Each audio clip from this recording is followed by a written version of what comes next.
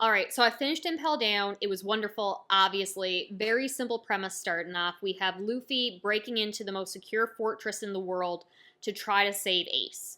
And he had promised Boa that he was not going to cause a ruckus. He was not going to draw any attention to himself. He was going to get in, get out, no problem. So, of course, Luffy immediately causes a ruckus, draws a bunch of attention to himself, and has to fight his way down through these different levels, all underwater, so even if he wanted to bust out through a wall to escape, obviously devil fruit user, he would all drown. But whenever I hear, like, a prison or some kind of thing with different levels, I immediately go to, like, Divine Comedy, Dante's Inferno, just because that's just the first thing that comes to my mind. It's been a very, very long time since I read this book, but, I do remember that there aren't that many similarities just because Dante's Inferno was a lot of the types of torture that they would inflict upon people based on the sin. So there was like greed, there was limbo was the first one. I do remember that. Treachery was in there, lust and wrath, and I'll put the rest up. But there was 9 levels, so this prison so much not comparable in the types of torture and the division of it, more based on their berry bounty and how dangerous they were. But I did like that little bit of similarity. So here we have like the blazing forest, wild beast, starvation, blazing hell, frozen hell, and then like eternal hell was the secret 6th level where Ace currently is. And Luffy's actually doing a really good job not drawing attention to himself at first. He's being very sneaky, but he runs into Buggy, who is also trying to escape. So Buggy the pirate, of all people to meet here. I wasn't really a big fan of Buggy starting off, just because he was a little annoying when we first met him in, like, was it East Blue, all the way back there?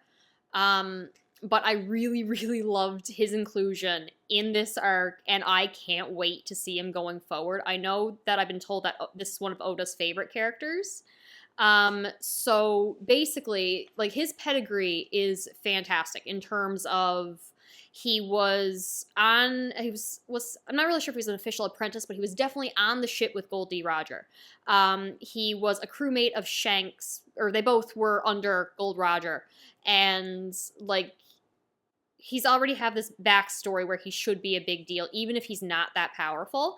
And then he's releasing all these prisoners for his own selfish intent to cause like a prison riot, and he would sneak away in all the commotion. But he's like, hey, remember, Buggy's the one who saved you. Save your thanks for Buggy. And they're like, Buggy, our savior. Like, they're all now so loyal to Buggy, and I can't wait to see how he manipulates and takes advantage of what's happened here going forward. But anyway, first, he's running away from something with human heads but lions' bodies, and running away from them, and Luffy ends up helping him, and they have to fight their way down all the levels, meeting other familiar faces. But before I get into that, I need to address one thing. Okay, so we start with, like, Crimson Hell. This is a forest of blood where the leaves are made of needles and the grass is giant spikes. You see skulls everywhere, there's decaying bodies, and giant spiders that chase you through this forest, and you're forced to impale yourself on the spikes, and everything is just covered in blood of all the people who've been running through this before you. Then you fall down a giant hole, and then you're in monster hell. You got a sphinx, you got lions, you got a basilisk, which, side note, is one of my favorite mythical creatures, because the idea of a snake egg being hatched by a chicken and turning into this monster is just my favorite thing. It's one of my favorite mythological creatures ever. And then continuing down, like, you got people starving to death, you got people burning to death, you got boiling blood, which I do remember from Dante's Inferno. Like, this place is terrifying, and you need the comedy elements of Buggy and Luffy and the other characters they meet, because if not, this would be straight up horror. And this is a manga targeted for, like, teenage boys. I can only imagine what this would be without the PG rating. So when the Netflix adaptation, like, rolls around, and if they get, fingers crossed, that it's actually good, and they can adapt all the way up to here in the future, I would kill to see this without that PG undertones. Like, I want full-on horror for this. I don't know if other people would want that, or they want to keep a very One Piece comedic vibe with just undertones of horror and terrifying things, but I would kill to see this prison as it actually is. Now, we also get some time with Ace, and all the panels throughout this with him, oh, they broke my heart because he's so beaten and hurt, and it feels like he's just given up on the possibility of escaping. It reminds me when, what's his name, was hurting Robin back in Water 7 Ennis Lobby, and just the panels of her being kicked and punched and hurt in the blood. And that now Ace, chained to the wall and just given up and left for dead, knowing he's about to be executed. That was painful to me, especially like the final panels where it's like, look up at the sky, it's the last thing you're ever going to see, blah, blah, blah.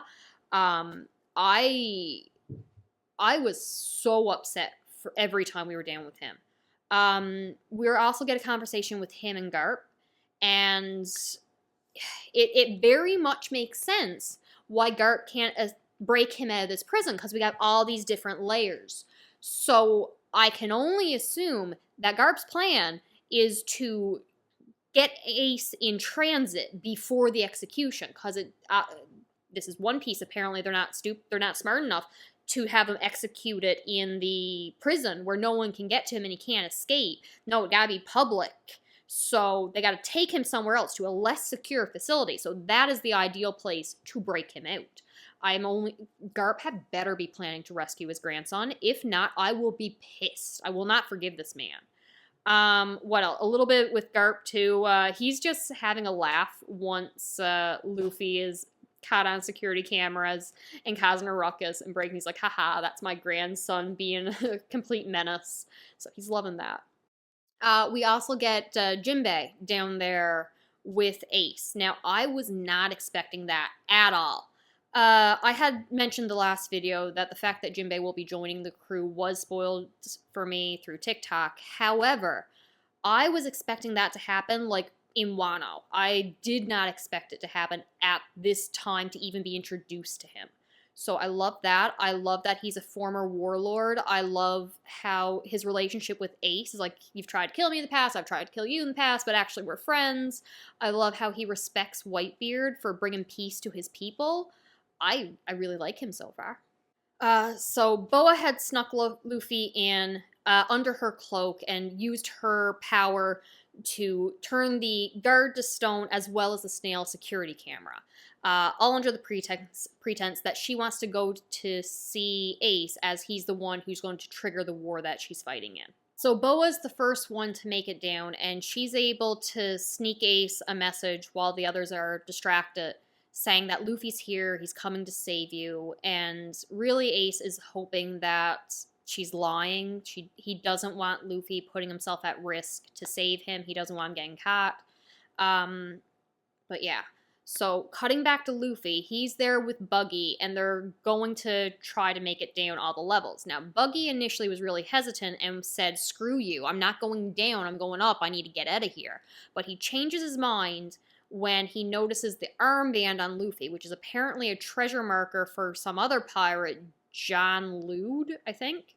And Luffy promises to give him this marker, even after knowing it's a treasure. It's to hunt down some treasure, as well as Buggy had just would betray him as soon as he gets it. He still hands it over because my sweet, sweet boy is too innocent and too trusting, and Buggy had given his word that he would help him get to Ace in exchange for it. So why would this pirate go back on his word? My sweet, sweet boy is too trusting. So they go down the levels, and eventually they meet Mr. 3 from Broke Works. This does remind me back for some of the cover pages from earlier arcs and chapters of the Broke Works characters being busted at a prison, but I feel like one of them was Crocodile choosing to stay for some reason. Like he was bored, just felt like staying in prison. I don't know. I think Mr. 3 was there with him and he chose to stay.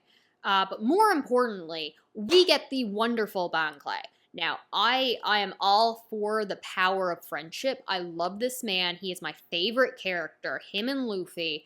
I love them both so much, and just how much they value friendship. We get name dropping of, oh god, I get this wrong, the Golden Lion or the pirate who could fly, something like that, as well as the fact that Shanks is fighting some guy named Kaido, something like that, who's another warlord, no, emperor, who wants to kill Blackbeard. And that's just a lot of stuff going on in the background as, again, Luffy and them are just fighting their way down all these different levels of the prison. Bon Clay wants to find Iva, who is a pirate's idol drag queen that he really respects and is apparently a miracle worker, and if Bon Clay loves them, then I love them. In one of the best fights of this chapter and arc, Luffy fights the Warden, who I really like because he's just like a cool guy, not sadistic, just chill. He ended up overthrowing the previous Warden, who was like really sadistic. And this current Warden now, he's like, kind of looks like a devil. He's got a bunch of poison powers from the poison fruit. And you cannot physically touch him. Every part of his body is made of poison. He spews poison. You can't fight him. You can't punch him. So, Luffy, Monkey, I am going to rescue my brother no matter what. Get the hell out of my way. I don't care about the task. Luffy decides to punch this man in the face and fight him physically with everything he has, knocks him to his knees, and sacrifices every part of him. He is burnt and poisoned. He's on the verge of death, and he's in excruciating pain. Bon Clay has to abandon him because he knows there is no chance of winning. The sweet, pure soul of Bon Clay abandons his friend because he knows he needs to stay alive to fight another day. And Luffy is down. He gets dragged off to the frozen hell to suffer and die. And he's pummeled and it hurts. Bon Clay uses this time to impersonate the Underwarden, who is another character that I really love his personality, because he's just all the time spitting out, like, I want to be the Warden. Warden, you should retire. What can I do to undermine him? How will this look bad on the Warden so I can take his job? And then you cut forward later on, and the Warden is just like, hey, Underwarden, I need you to survive and be okay, because you're the only one who can replace me someday. And I'm just like, oh, validation. He's just... all the characters in this are just so nice. But regardless, Bon Clay hangs him up and goes and impersonates him to get into frozen hell to save Luffy. And he is like, I'm going to find Iva. They are going to be able to work a miracle and save my friend, save Luffy. He is dragging him through this frozen hellscape. And then they are set on and attacked by wolves. And Bon Clay is protecting him with everything he has, but he gets attacked from behind, and it's Luffy, who's in so much pain, that it saves him, and then I'm assuming uses Haki to knock out a bunch of the wolves and collapse. They're both down for the count when Iva shows up. And they had created this secret base, a paradise in this hell, for not escape prisoners, but people who went missing kind of thing. Just have a good place to be. And Luffy begs and pleads, save my friend. Save Bon Clay. Because that is Monkey D. Luffy for you right there. So when Bon Clay wakes up, Luffy's not with them. And again, he's saying, you have to help him. You have to save Luffy. And Iva explains the entire situation and who they are. And that Luffy has been put into this room, injected with hormones, because they have some kind of hormone control, devil fruit, to force his immune system to fight the poison. It raised his chance of survival from 0 to like 2 or 3% at the cost of 10 years of his life. Somewhere in the story, Luffy better find the Fountain of Youth or something that extends his lifespan, because I am not okay with him dying early. But still, he's got to fight. Miracles only work for people who work hard and never give up. So Bon Clay, the sweet, sweet boy that is Bon Clay, stands outside his room along with the other inmates and just scream, "You can do it, Strabo. You can do it, Luffy. Don't give up." And Bon Clay stays the entire time, hours. His throat's raw and bloody, and he can't even stand anymore. Don't give up, Luffy. But this process of healing is going to take hours and then more days to recover. Things like 10 hours or 2 or 3 days, and then more time besides that to recover fully before he can really leave. But Ace only has, I think it's like 4 hours at this point, something like that. Maybe 8 at the most. I can't remember the exact time frame, but there's not enough time. But Luffy, Monkey D, I'm going to get through this and rescue my brother D. Luffy, accelerates that. He gets up, he gets a whole whack of food, and he's ready to go. Sort of. After Iva, like, stabs him with some adrenaline that is going to make him crash in 24 hours, but that's future Luffy's problem, not current Luffy's problem. Originally, Iva was saying that they were going to stay and hold back because they're part of the revolution, and they don't want to just escape and be on the run and hunting. They're going to wait to escape until they're going to be useful to Dragon, who Luffy reveals, hey, Gramp said that's my father. And they're like, wait a minute, well, now we have to help you. I'm not going to abandon a comrade's kid. Let's go save Ace. So they're between the Frozen Hell one and Eternal Hell. So they go down that final level, and they are seconds too late. Ace has been taken away to the execution site again, where Garp is going to do something to get him out. I'm convinced, you will not convince me otherwise. I need to continue into the next arc to figure out if I'm right, and if I'm not, then Garp, you have some explaining to do.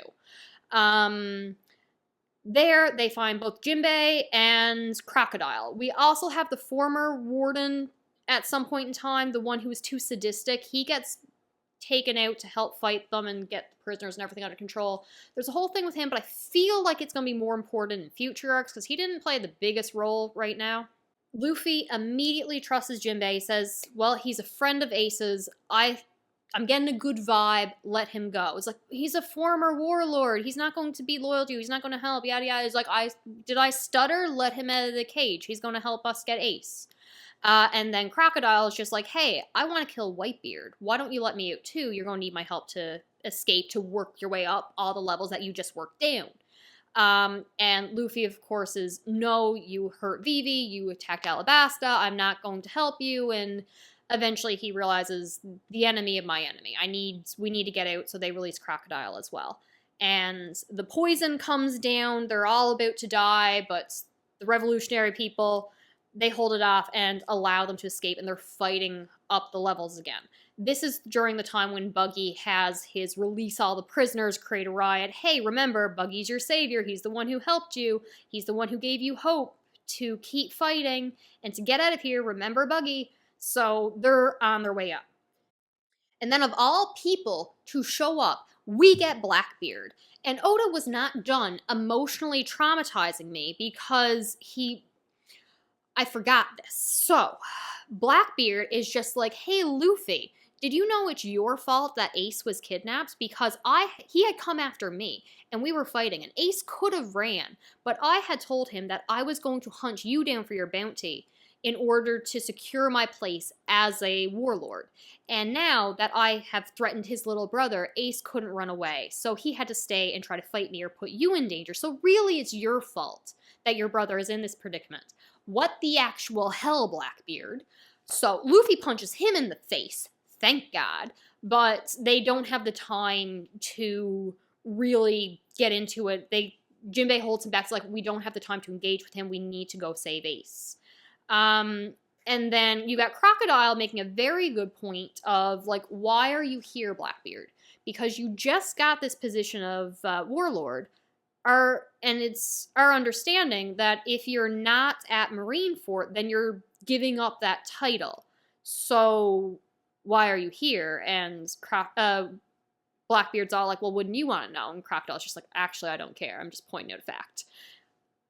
I kind of like Crocodile. His attitude is very laid back and chill, and I kind of like it. Hate him for what happened with Alabasta. That was the arc that got me invested, in case you forgot it. I was kind of iffy on how I felt about One Piece until the end of the Alabasta arc. That is what hooked me. So Crocodile has a special place in my heart for characters I hate. All right, so reaching the very top layer, they're finally to water level and want to steal a ship to get away to go to Marineford. However, there are no ships. They've all been called away. So it's Jimbei who swims out because he is a fish person or fish man and not a devil fruit user, so he can swim. I didn't know that. I expected him to have a devil fruit power. So he gets there, takes a ship, and calls a bunch of whale sharks to bring everyone else over. Luffy and them are all on the boat. They're sailing through. Everything's fine, except the doors close. One of those controlling the ocean current things. And they need someone who's back on land in like the control center to open the door. Oda has not stopped emotionally traumatizing me in any of these arcs or sagas. Oh, okay.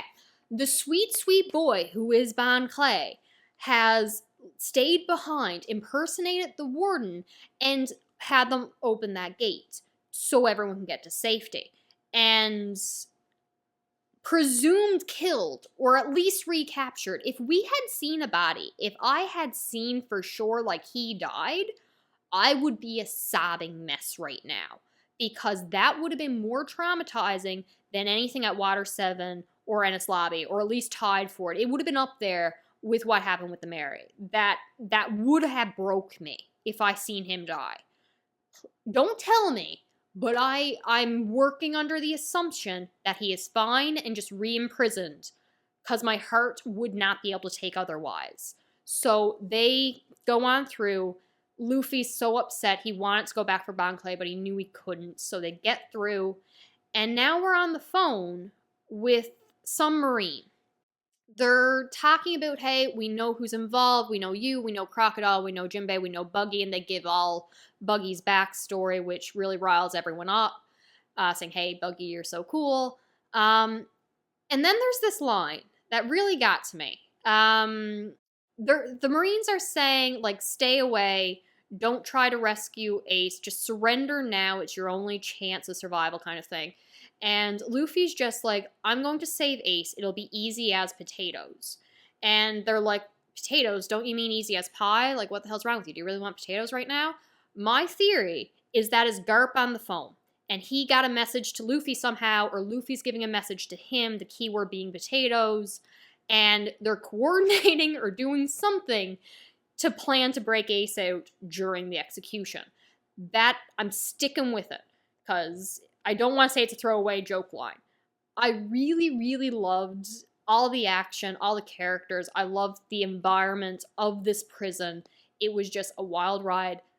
And then those final scenes, again, I think I already mentioned, with Ace looking up at the sky and being told, like, last look of freedom, or last look at the sky, you're going to die, and the resignation in his posture, like, accepting. It feels like he's not fighting back. You know, Robin was, like, once she decided that she did want to live, she was fighting and pushing and never giving up, like, biting into the concrete to buy herself time for Luffy to get to her. Ace is just chained up, being led away. He's not scuffing his feet. We don't see him holding on to anything. He's just like, it is what it is. I'm caught. Luffy, do not come after me. Don't put yourself at risk. And I'm excited to see Whitebeard show up. I'm excited for Shanks to show up. I'm excited for the Warlord. So it's really going to be a big climax when this all happens. That is all I got. This was wonderful. One Piece just keeps getting better and better. I will check in later. Bye.